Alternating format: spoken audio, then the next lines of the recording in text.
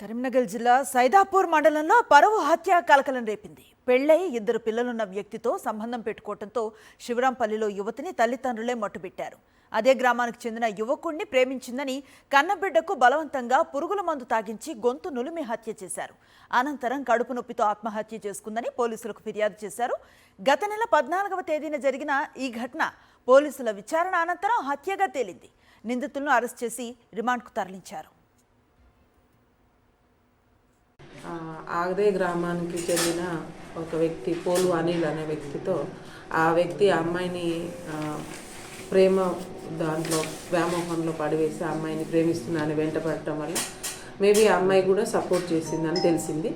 ఆ సపోర్ట్ చేస్తూ వాళ్ళ ఫాదర్ మదర్కి ఒక 3 months నుంచి ఆ అమ్మాయితోటి చాటింగ్ చేస్తుంది అని తెలిసిన తర్వాత తండ్రి మందలించినా కూడా అమ్మాయి వినకపోవడంతో ఆ పిల్లవాడు ఆ రోజు సాయంత్రం వాళ్ళ ఇంటికి కూడా వచ్చి వెళ్ళినట్టు తెలిసింది. That is on 14th November.